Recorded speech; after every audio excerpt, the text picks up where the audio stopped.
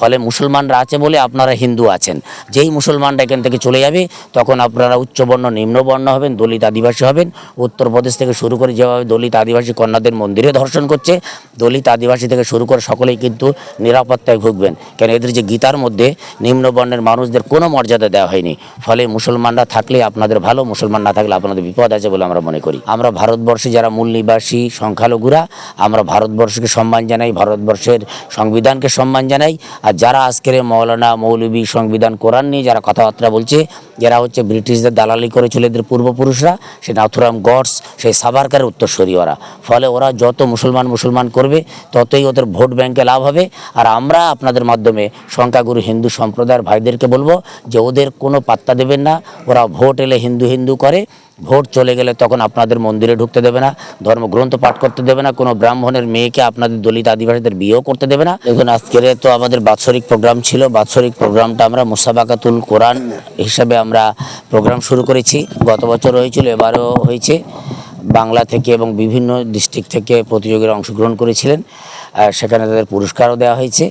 আমরা চাচ্ছি যে চুনাখালী মাদ্রাসা থেকে কোরআনের একটা প্রচার প্রসার শুরু করতে চাই। যেমন বাংলাদেশি কারীরা তারা বিশ্বজয়ী হচ্ছেন, সেইভাবে আমরা আমাদের প্রতিষ্ঠান থেকে এমনভাবে কারি এবং হাফেজ সাহেব উঠে আসুক যারা বিশ্বের বিভিন্ন প্রান্তে তারা কোরআন পড়ার সুযোগ পাবে আর কি।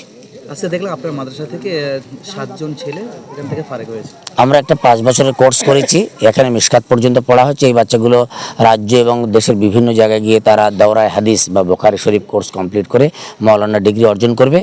তো আজকের তার সেই 7 জন স্টুডেন্টকে আমরা বিদায়ী সংবর্ধনা দিলাম। বর্তমানে শিক্ষার প্রতিষ্ঠান নিয়ে কি বলবেন?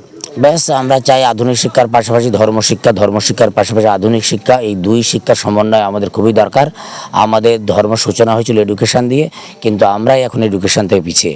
ফলে চুনাখালী ওয়েলফেয়ার ফাউন্ডেশন বিগত কয়েক বছর ধরে ধর্মশিক্ষার পাশাপাশি আধুনিক শিক্ষায় দেওয়ার আমরা চেষ্টা করছি।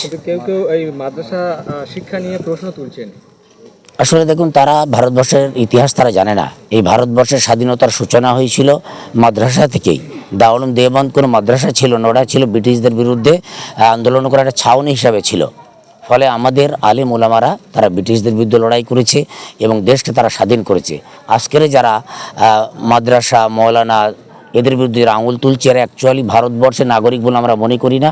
এরা বেশিরভাগ ইউরেশিয়ান ব্রাহ্মণ যারা বিদেশ থেকে এসেছে। আমরা ভারতবর্ষে যারা মূল নিবাসী সংখ্যালঘুরা, আমরা ভারতবর্ষকে সম্মান জানাই, ভারতবর্ষের সংবিধানকে সম্মান জানাই। আর যারা আজকের মৌলানা মৌলবী সংবিধান কোরআন নিয়ে যারা কথাবার্তা বলছে, যারা হচ্ছে ব্রিটিশদের দালালি করেছিল এদের পূর্বপুরুষরা, সে নাথুরাম গডস, সেই সাভারকারের উত্তরসূরি ওরা। ফলে ওরা যত মুসলমান করবে ততই ওদের ভোট ব্যাংকে লাভ হবে। আর আমরা আপনাদের মাধ্যমে সংখ্যাগুরু হিন্দু সম্প্রদায়ের ভাইদেরকে বলবো যে ওদের কোনো পাত্তা দেবেন না।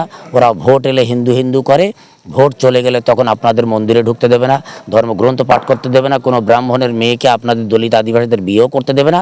ফলে মুসলমানরা আছে বলে আপনারা হিন্দু আছেন। যেই মুসলমানরা এখান থেকে চলে যাবে তখন আপনারা উচ্চবর্ণ নিম্নবর্ণ হবেন, দলিত আদিবাসী হবেন। উত্তরপ্রদেশ থেকে শুরু করে যেভাবে দলিত আদিবাসী কন্যাদের মন্দিরে ধর্ষণ করছে, দলিত আদিবাসী থেকে শুরু করে সকলেই কিন্তু নিরাপত্তায় ভুগবেন। কেন এদের যে গীতার মধ্যে নিম্নবর্ণের মানুষদের কোনো মর্যাদা দেওয়া হয়নি। ফলে মুসলমানরা থাকলে আপনাদের ভালো, মুসলমান না থাকলে আপনাদের বিপদ আছে বলে আমরা মনে করি। থ্যাংক ইউ সবাইকে।